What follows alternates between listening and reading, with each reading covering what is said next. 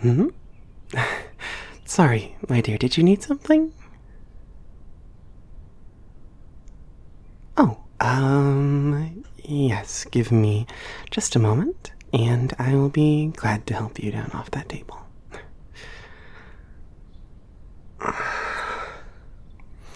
I believe I've said this before, but this Clement fellow really had a knack for building. This table is immaculate. The handiwork is, well, immaculate. Which, actually, come to think of it, doesn't that strike you as a bit odd? Oh, I mean no offense, of course. I would never want to suggest that a giant can't build something, or that they would be, I don't know, naturally incapable of learning architecture and carpentry. I mean, if anything, I believe it's perfectly healthy for a giant to have a hobby. But for a giant so intent on protecting nature, it is a bit hypocritical for him to build a house, no? Oh, dear me, I'm sorry. That did sound quite judgmental, didn't it? Here, go ahead and jump down, I'll catch you. There we go. Perfect. I just meant that I think it's strange a giant would talk about needing to find himself and find his place in nature when he himself has made a monument to protecting himself from nature. Isn't that a bit strange to you? Well, yes, I know it's just a house, and by no means do I think a giant doesn't deserve shelter. I mean, that would be very hypocritical of me, wouldn't it? As a size shifter myself, someone who is tapped into magic in a unique way, it would be wrong to say that the other magical beings within this area are any less deserving of a place to relieve themselves of the elements.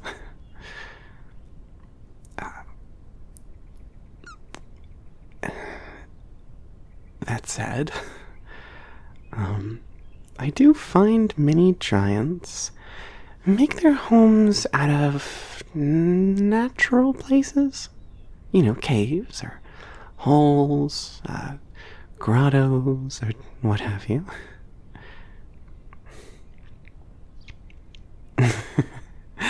Oh, believe me, I am well aware this Clement of yours is a very special case.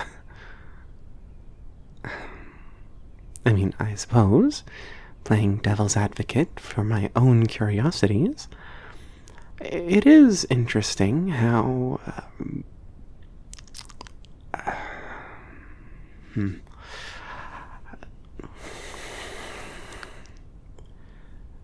well, unkempt wouldn't be the right word, but it's interesting how integrated it is into the surrounding area. With there being little rodents and such living in the floorboards, moss growing from said floorboards as one might install carpet. The walls seem to be almost painted with lichen and shrubs and small hanging flora, providing constant cleansing of the air while also providing color. Very interesting. As well as, I noticed there are some holes built into the walls, though he likely doesn't even feel or notice them. They would allow for birds or bats, other flying creatures, to fly in and seek refuge when needed. I suppose in its own way, it's like a its own unique ecosystem in here, which I'm sure makes navigating this somewhat harrowing for you. You never know when wolves or bears might be lurking under a bed or in the bookshelves. Right, my apologies. In any case, I doubt there would be any large predators here. Likely, Clement's innate magic keeps them docile or at bay. Although, with our giant friend missing, truly who knows how safe it is in here.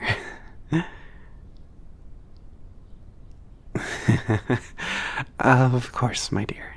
My apologies. I didn't mean to alarm you. I'm simply musing to myself, that's all. Now then, that aside, I take it your search isn't going well. You've not found any documentation yet on how Clement's innate magic functions? Or, I mean, even something of him describing the changes he's been attempting to make in this forest and your town would be fine enough as a start. Have you found anything at all?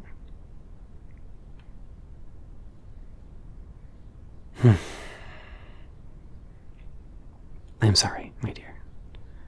That must be very difficult.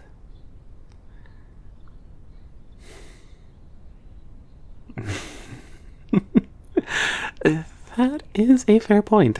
It would be far easier to locate any clues on our missing giant's previous workload if he were to have documented it a bit more obviously. Though I suppose that I don't document the magic that comes inherently to me, so I can't say I blame him for only having obscure mentions of it, if any.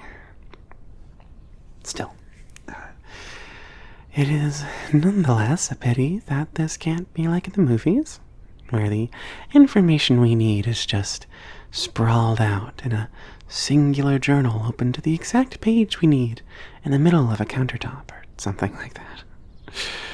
Or goodness, even a sticky note would do wonders. Dear future Clement, don't forget, 5 a.m. you need to conduct such and such magic in such and such place. Oh, well, one can dream.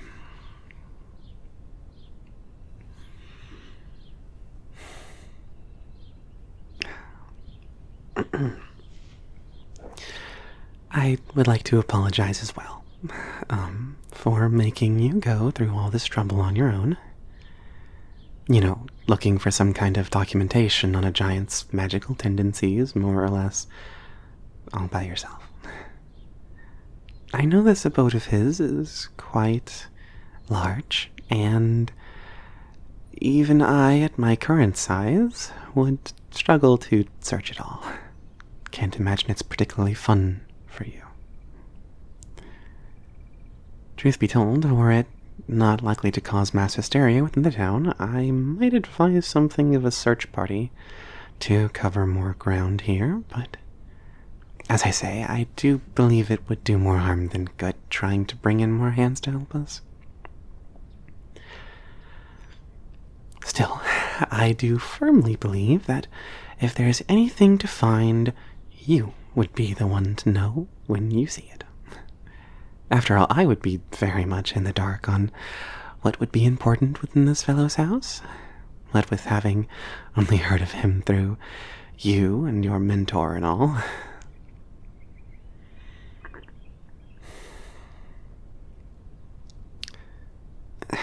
You're not handling this all on your lonesome, my dear. And I believe you know that. I may not be searching for some hidden lore of the world at large, but I am meditating, which is providing plenty of information on its own. Information we can use in the absence of, or in combination with, something more telling.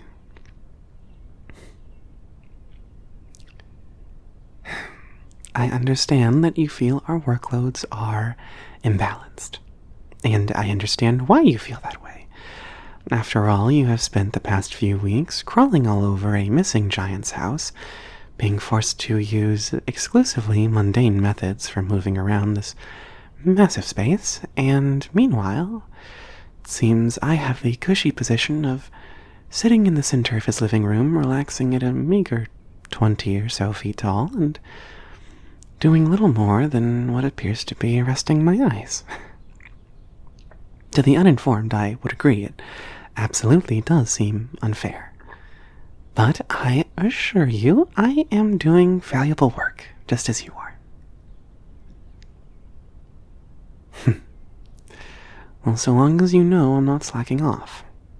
I'm simply doing work that doesn't permit me to move around, save for when I have to stop doing that work to help you reach somewhere, or when you need me to help remove you from somewhere, as was the case just a moment ago.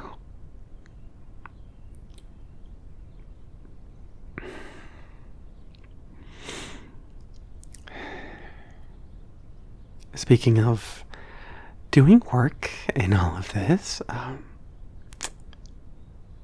almost loathe to ask, how is your mentor taking all of this? I mean, you have been telling him, yes, of our findings?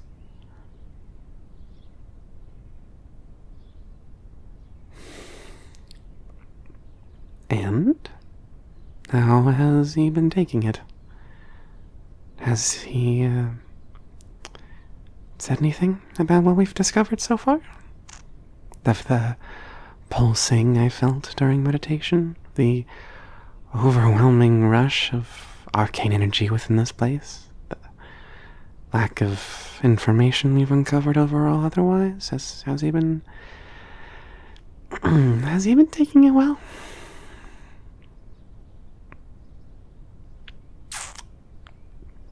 Well, if I had to guess, I would assume he's been taking it quite poorly.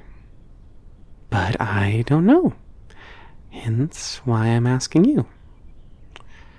You know him better than I do, and moreover, you've been speaking with him while I haven't. In fact, I've been doing my best to stay out of both of your ways when we're not actively working together. Quite an easy thing for me to do, actually, given my ability to change sizes. I think both of you often don't even realize I'm there. But, I digress. How is your mentor?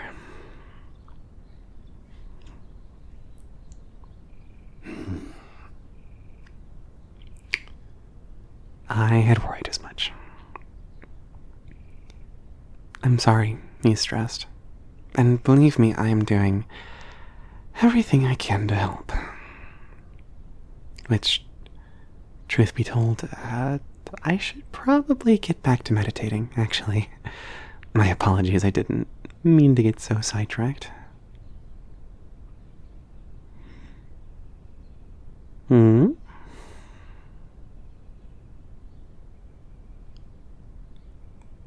Oh, I appreciate the offer, but that is not necessary. What I'm doing really doesn't require any assistance. I wouldn't benefit from your help, really. Though, again, I appreciate the offer. Mm-hmm.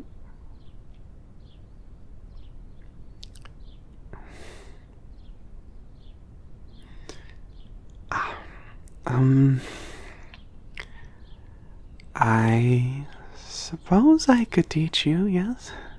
I certainly don't mind, though I would loathe to distract you from your invaluable efforts in combing over Clement's living space. Who knows what we may find of use after all? It could be that today you find the exact thing we've been missing to piece this curious arcane puzzle together. Really, it's what I'm doing is only important up until the point that you make it obsolete with your findings. All right. I will do as you ask. You don't need to beg, my dear.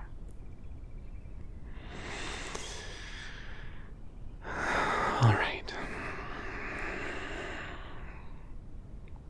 go ahead and sit down in front of me. Whatever position makes you most comfortable.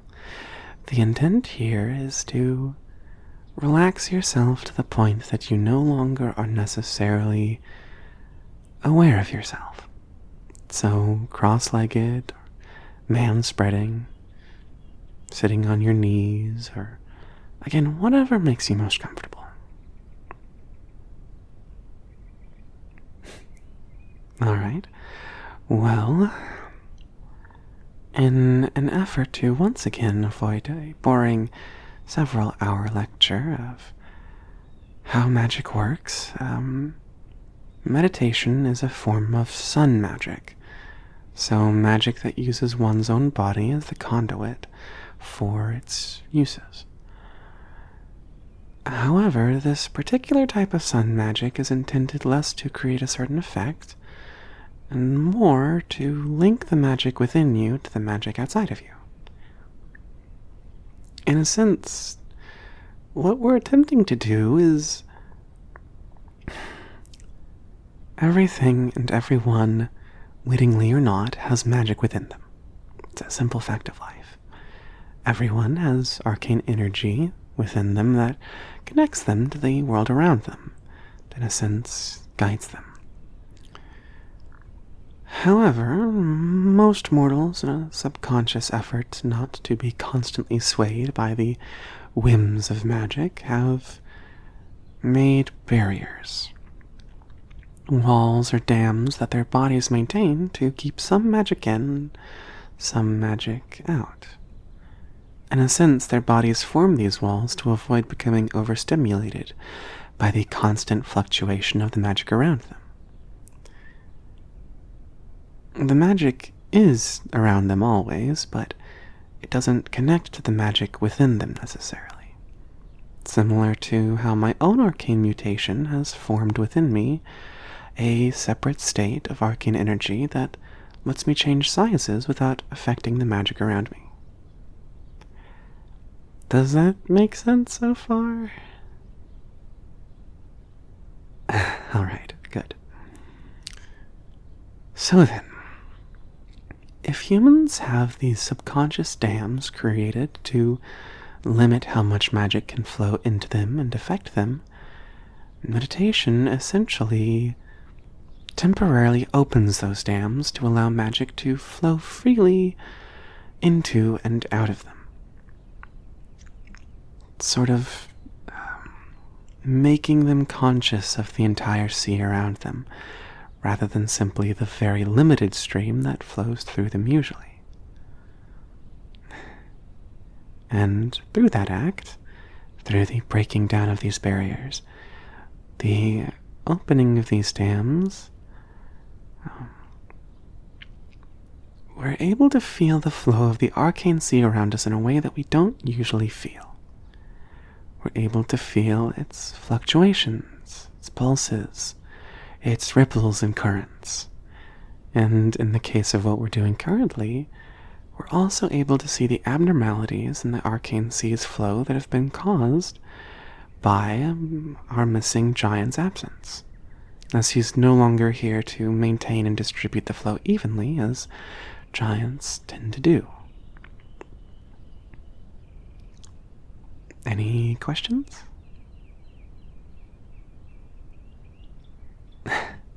Well, that is a good question. For me, I often feel that arcane flow in the form of music, almost. Not quite something that has tune or rhythm, but something that nonetheless holds a melody that swells and slows and moves.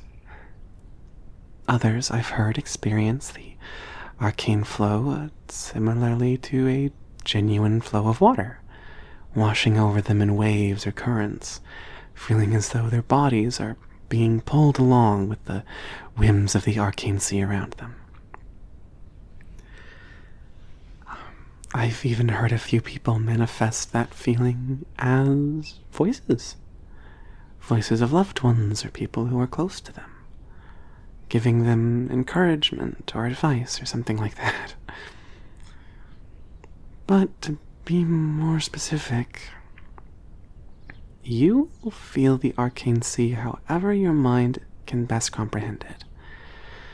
However your brain can best rationalize the energy you feel within you. And that's not to say it won't feel weird. It will. It will feel very strange when you first connect to the sea around you. You feel it moving over and within you in a way that you're not used to. But that's why its feeling will be so personal. Because your mind will do everything in its power to help you feel comfortable. And I believe personally that the arcane sea does the same, helping you understand in its own way what you're feeling. Now, would you like to try meditating with me? All right. Firstly, just begin by breathing nice and slowly. A nice, comfortable pace for yourself. A slower breathing pace will help lower your stress and heart rate. I personally like to do a count of 7 to inhale, 8 to exhale, and 3 to rest. But that's just what I found helpful. I know one common practice that was used quite often by newer students within my order was, I believe the term is box breathing. 4 to inhale, 4 to hold, 4 to exhale, 4 to rest. But again, whatever works best for you is what works best for you. So, just go ahead and breathe nice and deep. Don't worry too much about specifics. The goal is relaxation, not rules. And if you need to, humming is also perfectly fine. I find that a little bit of humming in the beginning helps to open my airways a bit, dislodge all the garbage caught up in them. And when my airways are clearer, so is my breathing. When my breathing is clearer, so is my mind.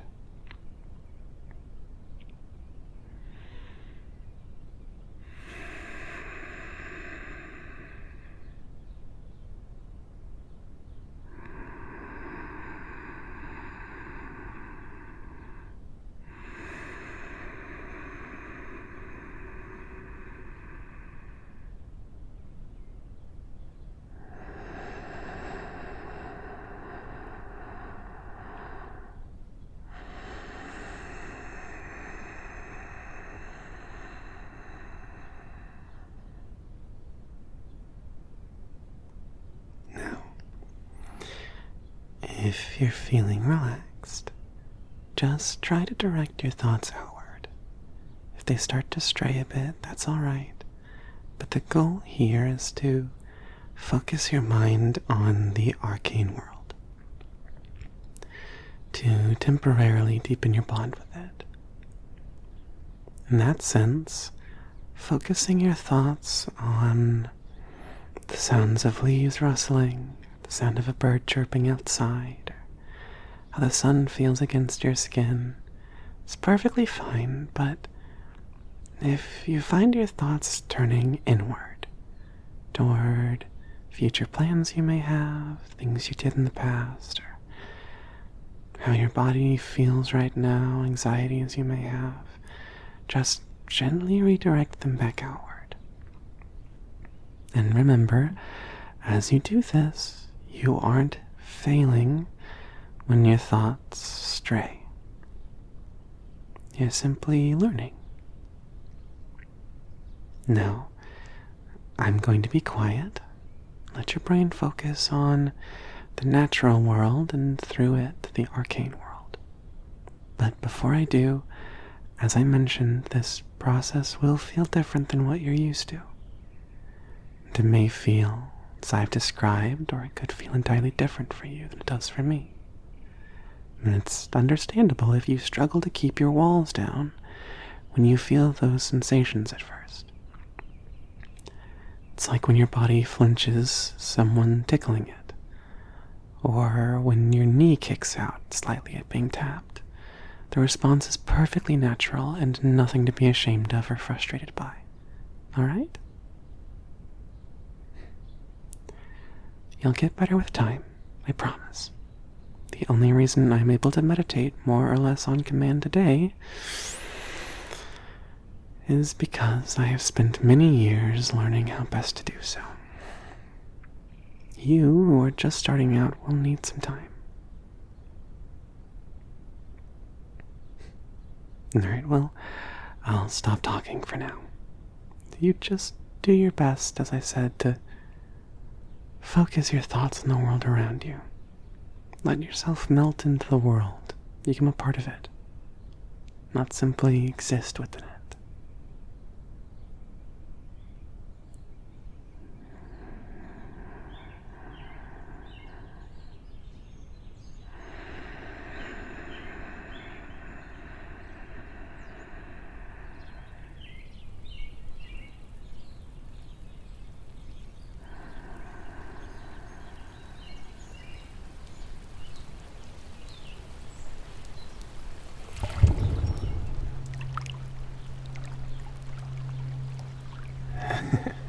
Hey, you.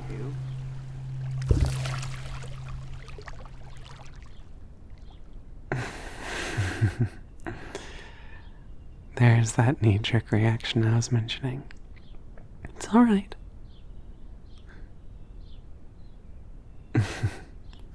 Tingly, you say?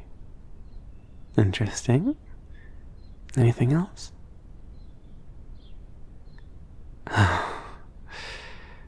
Yes, it will absolutely feel overwhelming at first. You are, in a sense, learning to immerse yourself into something that, up to this point, you've only really touched tangentially.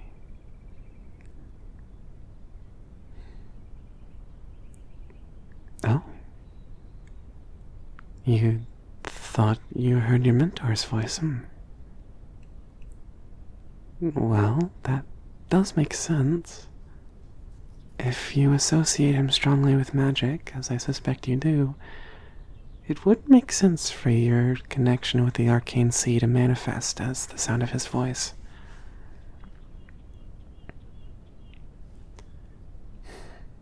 Are you okay, my dear?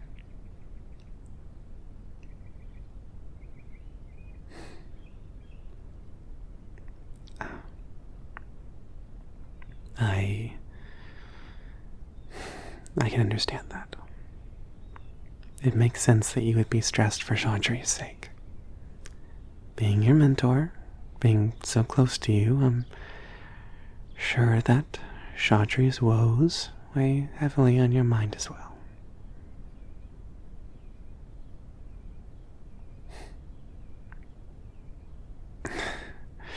Oh, please, my dear. You are far from helpless. Even now, you're learning a new form of magic in order to help him. You've been spending all this time searching a giant's abode for the sake of helping your mentor.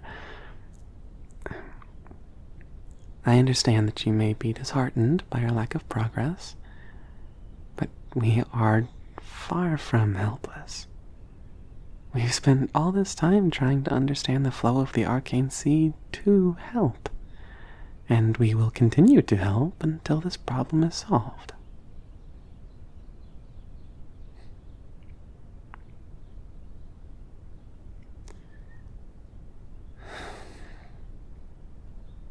It is true.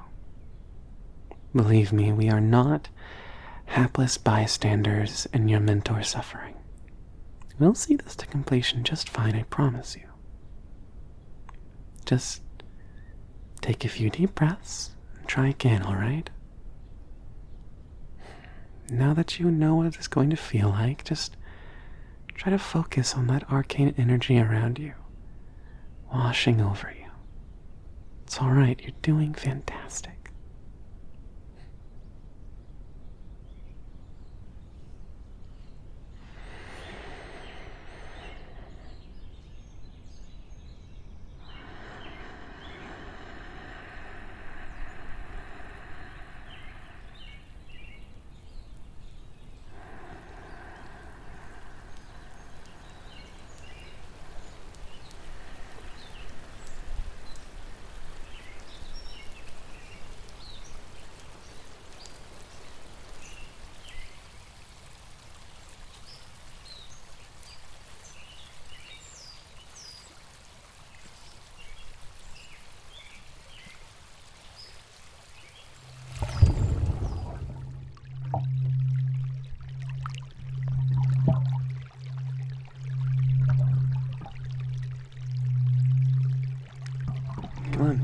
seat. Or, I guess you're already sitting. It's been a long day.